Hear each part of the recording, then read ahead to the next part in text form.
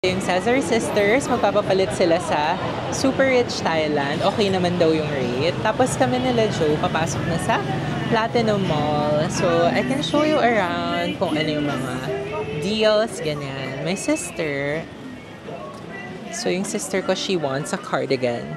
For me, I just want something touristy, like maybe elephant pants or elephant outfit. So this is what you can see. Ayan, yung mga blouse, 590. Skirt is 390. Meron ding 290. One for 480. Ayan. Honestly, it's a bit overwhelming kasi malaki siya. But, super ma-aircon naman. So, bet ko yun. It's not mainit. Ay, eto, uso to sa mga tourists. Parang lahat ng tourists binibili tong mga shirts na to. It's only 160. Ayan. May pakwan, ganyan. Hi, girl. Bye! Nung unang bangko ko, bumibili pa ako nito. Pero, parang lahat ng mga white people, nakikita ko ganyan yung suot. Okay, ito yung mga zones. So, men, women, zone 2, Zone 1. Okay, itong mga t-shirts for men, so may 290, 3 pieces, 750. Ito maganda rin siya. Love it. Medyo Zara, 300 baht lang siya. Uy, ang ganda ng tela. This one, parang bet to ni Aid, 390 lang. Oh my gosh, may swear, may ganitong shirt sa Zara. I also found the elephant ones. It's only 150. Hello. Yeah, let's try it on. This is the medium size. Oh, this is nice. Okay. Cute. Okay, may nabili na ako. So, I got the elephant shirt. Sadly, wala yung matching pants niya. But, it's fine. It's a nice print. Ayan. So, they were selling it for... Ayan. So, 350 siya originally. Tapos, alam nyo, nag-arte-arte lang ako.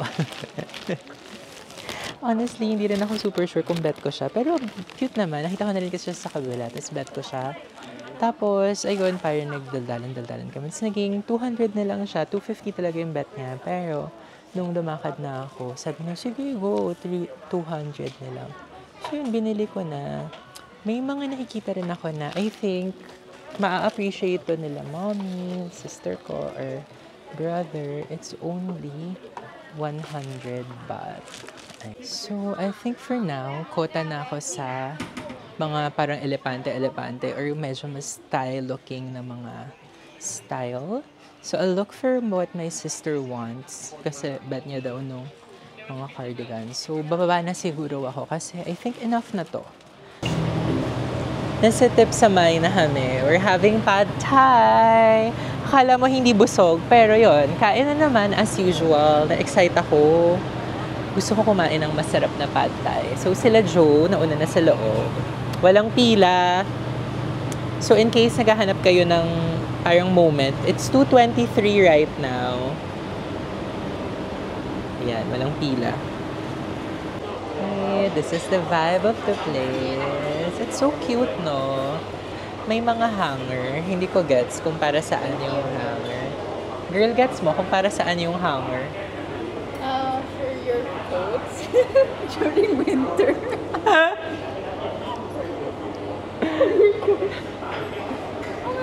Diba? So, ito yung pad thai menu nila. May shrimp, vegetarian, shrimp, oil and egg, prawn and egg, prawns and egg. Gosh, na-excite ako. Walang chicken, pero pweds na. May original din. Sige, syempre yung original lang itatry natin. Ito yung icy coconut juice. Medyo icy. This is our pad thai. Ang saya, no? Naka-wrap siya. Pare-pares kami ng order. Yan. May instructions sila how to eat pad thai. Peel off the egg. Taste before adding lime juice, condiments, grounded peanuts. Add chives. Mix together and eat. So, itong mga donuts. So, ipipeel off daw siya.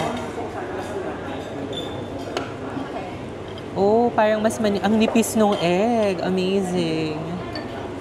Tapos i-taste mo daw muna bago siya dagdagan ng mga stuff.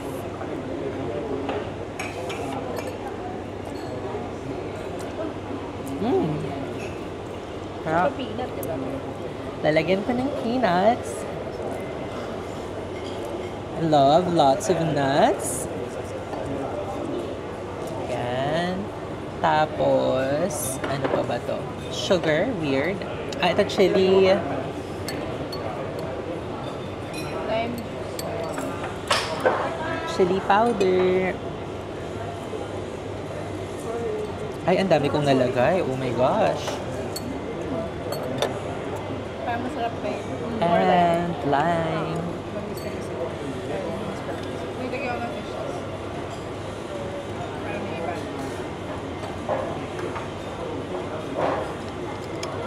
Let's try. Mix well. So, nasira ko na yung egg. I'm so sorry. Pero grabe, ang ganda nung pagkagawa nila doon sa egg, no?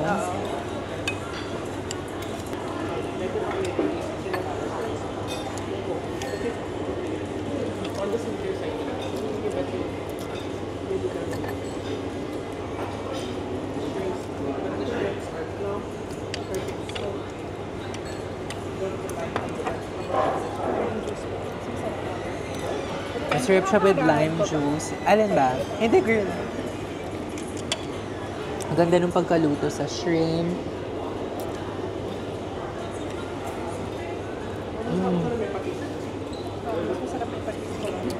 Okay, I'm still a chicken pad thai girl, pero ang sarap nito. Anyway, kain muna kami. We're finally here at Chod Fair's first order of business is Kung Tap. So, pakita ko yung orderin namin. Ito, bet daw kasi ni Joe, etong like super giant. No, girl. Ayan, yung giant beef. It's 389 baht. Pwede na daw yung 4 doon. Hindi nyo na-try ito before, right? No. So, yun. So, we will try it now. Tapos, I finally found my longan juice. So, I'll try it later. Oh, ang dami. Yes, I'm so happy.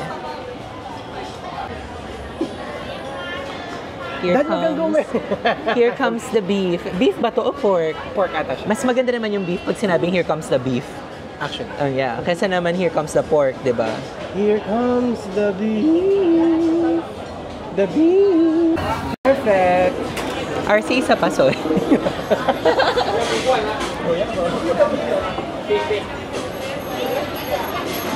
Okay, we're ready to eat.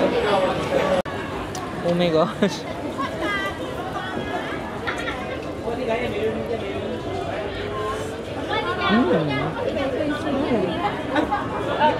Beer? Yeah. Sink. And rice. Rice. French rice.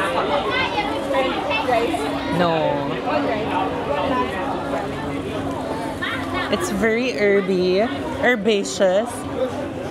Herbaceous.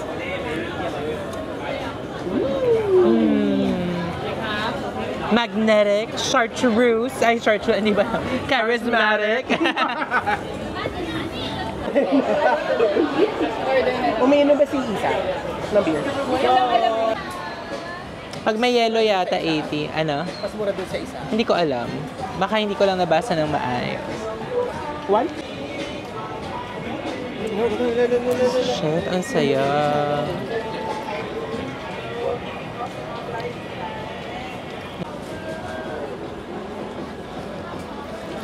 Finally got my longans.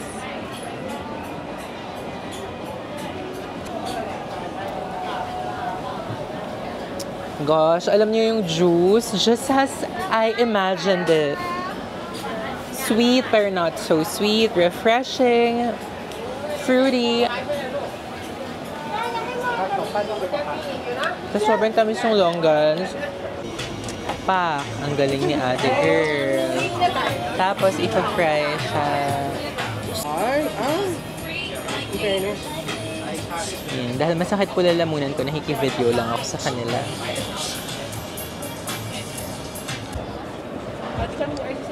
Okay, so ayan, may durian lava.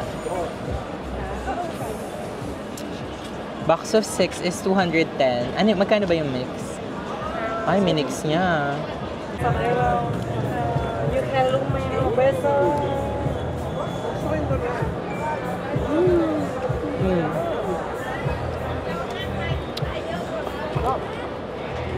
Gusto ko yung durian filling, pero yung pinaka-tinapay, hindi ko masyado bet. Kasi RC. Okay. Girl, ano ba tatawag dito? Crispy butter. Dahil kumuha naman si Joe, kakapalan ko na rin ang vesicles ko. Oh my God! Ang sarap niya pero nadudurog.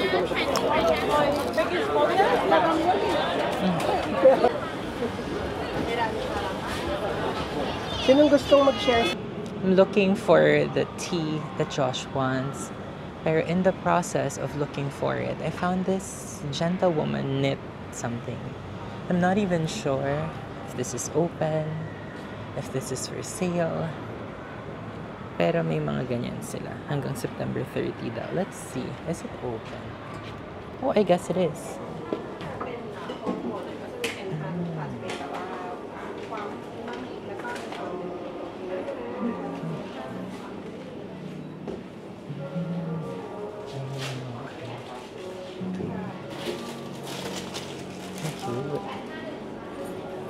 Pero sige, unahin muna natin yung tea. Medyo... So apparently, lumagpas ako. Ba't kasi doon ako dinala ng Grab? Pero okay lang kasi at least nakita ko yung Gentle Monster doon. Punta tayo doon later. Monsoon Tea Company. Thank you. Tea. So if you're a tea lover, you should go here. Okay, I got the tea that Josh wants. Ang cute nitong street na to. It's like a boutique street. Pero it's really parang in the middle of nowhere. Or baka parang, as in, sasadyain mo siya. So if you're taking the train, it's quite a long walk. Buti na lang nag-boat na motorcycle. Anyway, I'm super curious kasi talaga kung ano ba tong gentlewoman whatever na to. Plus, baka kasi gusto din ng sister ko ng knit na bag. Pasok tayo. I'll have the hojicha latte. This is such a cute place. And then, ang cute nitong stairs na may net. Oh my gosh. Okay, ganun lang din pala siya. Okay. Sa baba na lang tayo. Pero tingnan nyo ang vibe yun. This is such a vibe. Medyo mahal to. I got the Hojicha Cold Whisk Latte Kyoto. Guys, I'm not a tea girl. I'm not a matcha girl, so don't come for me. I have no idea kung ano to. But this place is a vibe. See? Tapos may mga Gentle Monster bags. Are the bags for sale? Are the bags for sale? Oh, okay.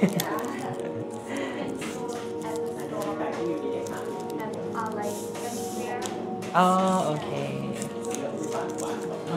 So apparently the bags are not for sale. They're just display bags. Pero my sister wants Gentlewoman kasi, so probably I'll head there later. Anyway, let's try the drink. Ito yung gusto ni Chinky. Let me ask her. Yung parang seaweed, whatever.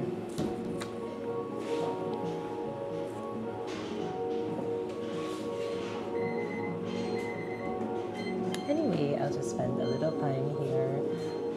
It's a bit cold inside. So, and then I'll book a ride going to Union Mall. See you later. Okay, finally made it to Union Mall. I just took a motor taxi and guys, it was such a bad idea. It was super far. Siguro 100 baht yung ano ko or something. It was super far. Tapos, parang ang dami naming highway na dinaanan. To the point na nilipad yung hat ko. I had to pick it up from the highway. Di ko madilat yung mata ko. I don't recommend taking a motorcycle here kasi ang layo. Medyo malayo siya compared sa other na mga mall. Ito yung itsura niya. Siguro next time, I'll just take a taxi or magte-train. Pero malayo siya masyado for motorcycle. Anyway, for my LASIK girly, my post-LASIK girlies, no, I don't recommend riding motorcycles here kasi walang helmet. So, it was so difficult to open my eyes. Pre-LASIK, it was super fine. Pero post-LASIK talaga, it's so hard to open my eyes sa motorcycle. So, factor that in if you're coming here post-LASIK. Anyway, let's go inside. This is what it looks like on the inside. Medyo may ano dito, Sushi Hero. So, akala mo Sushiro, pero Sushi Hero pala. So, hindi siya conveyor belt.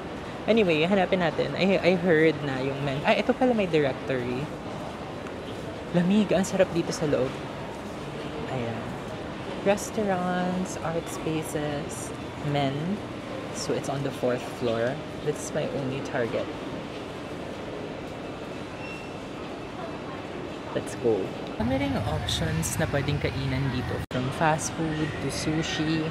Meron ding pizzeria. It says, merong pizza as cheap as 259 baht.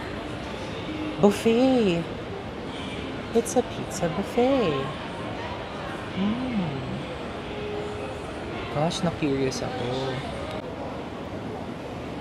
Okay, this is quite a nice mall actually.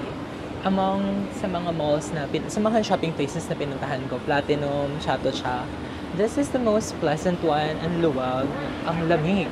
Iba talaga yung lamig. Tapos wala masyadong tao. I think that's a big factor.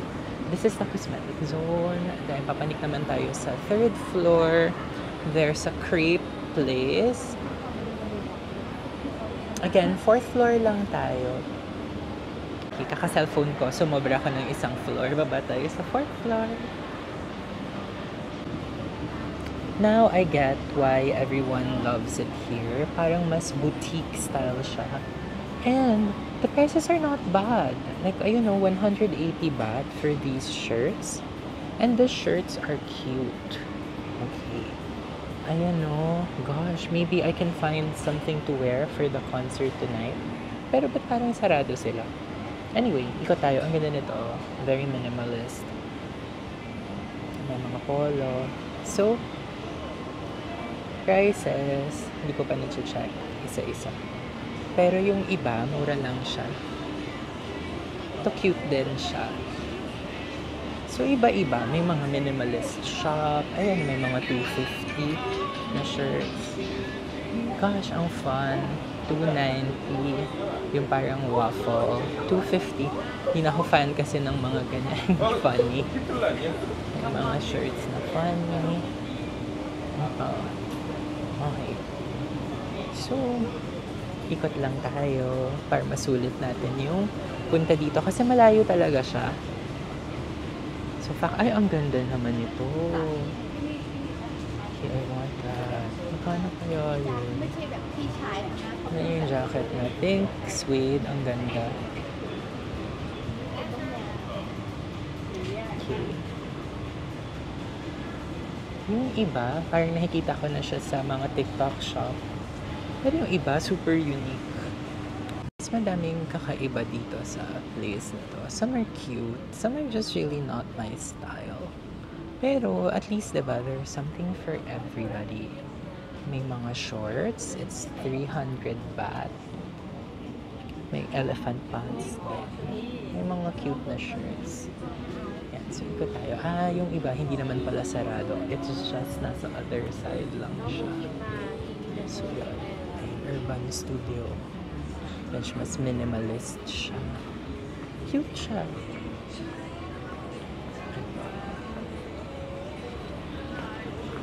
These are the clothes for the female. Ayan. So, I think may cardigan sila. So, So, baka bet ng sister ko. Out of all the places I went to, ito yung pinaka-konti na selections. But, it's curated. So, it's so nice. Kasi, hindi ka makikipagsiksikan sa tao. Tapos, I feel like mas hindi cluttered yung brain mo. Kasi, ayan na, the selections are made for you. And the prices are not so bad. May mga 180. Pero yung iba talaga, they're on the more expensive side. Ito may mga 300 na t-shirt. 180. Ito hindi ko talaga maintindihan kung ba't sarado to. But I feel like I will buy something from this place later. This one is also cute. Still have one more mall to explore, and that's December's. I don't know if I have time today or kasi I have a concert to attend later, diba? Or ano, bukas na lang before umuwi. There's December's. This is what you can find inside. It's a different vibe, no? Para siyang more like department store-ish. Let's hope I find what my sister wants. She wants a cardigan. They're selling it everywhere now. Daming tao. A bit overwhelming. Anyway, ikot lang ako. This is what... So, ayan yung mga price. 300. A lot less than yung sa kanina. May mga 250. I ordered pizza for late lunch. This is from the pizza company. Ito kasi nakita ko model si Bilkin, so I had to order it. Love. I told Sunset about you, or ganon, I promise you the moon. Tapos ito, tingnan nyo, there's oregano, chili, ketchup. Walang hot sauce though. I made my own chrysanthemum juice. I have leftover potato chips and leftover skewers. And dami. This is late lunch. So, hindi ko magugutom today. Ilang hours na lang concert na ni Liv. So, I have to be ready. Pakita ko sa yung pizza. Yung pizza, I'm not sure kung ano yung flavor niya. Parang Thai chicken something. Wala kasi siyang translation na maayos sa Grab. So, yun. Pinagrab ko lang. Again, another Grab finds. Let's eat. Nagugutom na ako. What the heck? Gutom na ako.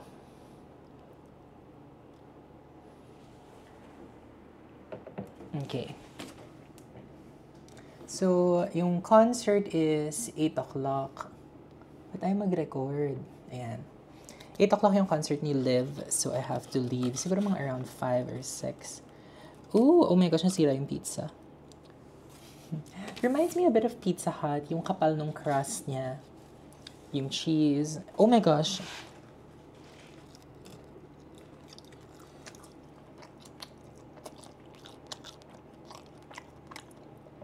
Ang sarap.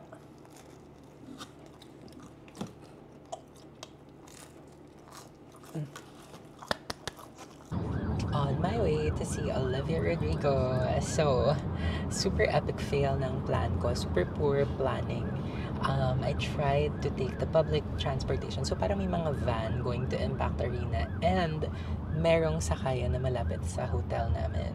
Technically, malapit siya. Actually, sumakay pa ako ng boat going there. Kasi tinatamad ako maglakad para di ako pawisan. But, it turns out, mahaba yung pila. Parang, I think it's public transpo for everybody. Hindi ko alam. Kasi parang halo-halo yung parang mga damit ng mga tao. Hindi sila like mukhang concert goers. And I felt like I was in the right spot kasi it says 35 baht. 35 baht lang yung van going there. But, ayun, sobrang haba ng pila. I didn't want to risk missing my chance to see Olivia here. So, ayun, nag-book ako ng boat. I booked a Grab pala, hindi pala boat. Kasi, actually, pati pala yung Grab, yung papunta sa van, Grab din. So, yun, nag-Grab ako. Tapos ngayon, Grab uli. And I think my fare is 385 baht. So, a little on the expensive side. Pero not, like naman, not something new. If nasa Philippines ka, I think going to MOA siguro or something very similar din naman babayaran ko, or going to the airport. So, sige, Kebs na. But hopefully makauwi ako.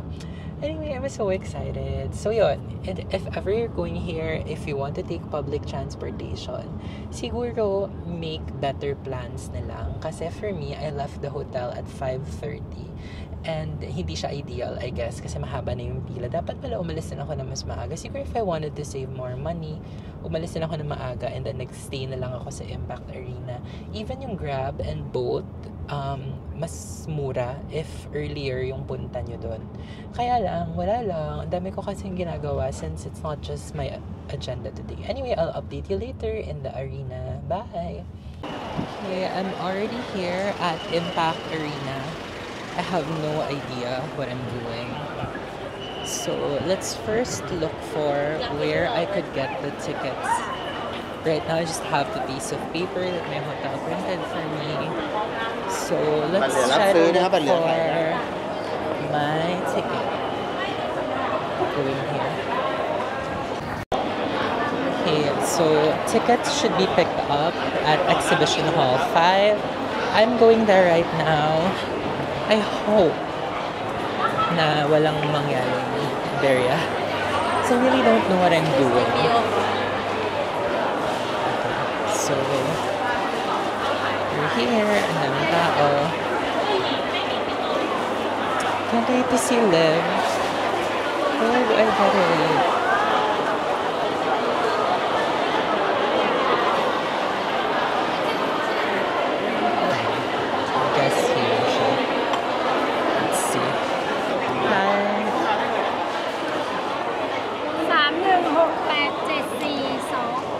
Okay. So I need my passport.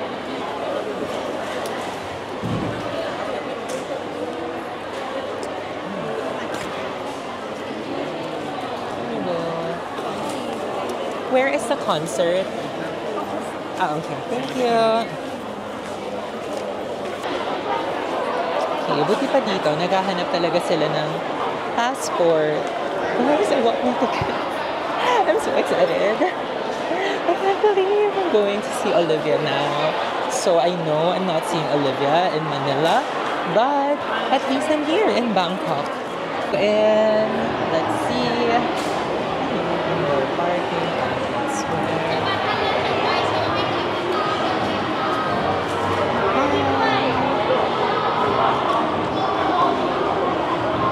Seems like I can't bring my camera inside, so I have to deposit it. I hope this stays safe again. Okay, so this is what it looks like inside. There's a beverage counter here. There are several places inside. You can't bring food, drinks. Na-confiscate yung water bottle ko. Camera I had to deposit. So there's Simply Delicious, McDonald's, Auntie Anne's, and then I'll explore and look for my game. There's an area for beer. There's a Dunkin'. Hello, ladies and gentlemen. Welcome to the Olivia Rodrigo Dance in Bangkok on Monday, 16th September. So, hindi ko alam kung nasan ako, my gosh. Pero there's still an hour before I enter. Sa end of queue. Saan ba ako pupunta? Oh my God. Okay, there's a KFC here. Ang haba talaga ng pila sa mga food. Ayan. So, medyo ganito siya. Parang outdoorsy. So, ang weird nung setup. So, parang papanik kayo sa manual. So, I guess similar siya sa MOA. Ay, ganito rin yata sa MOA. Parang ang tagal ko na hindi nagpunta sa MOA. Pero ganyan siya. I don't know kung saan ako pupunta. Pero let's find it. Okay, to be fair, have yung seat ko. I know it's a restricted view, pero ang fun, no? Like, you get to see all the action. I get to see Liv up close. I'm actually quite near. Let me show you. Paano ba to?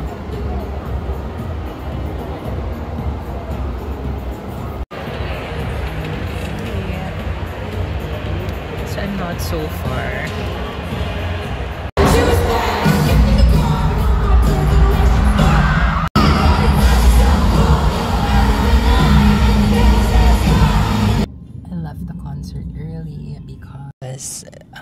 sure I'll get stuck here if I didn't go home. So, yun.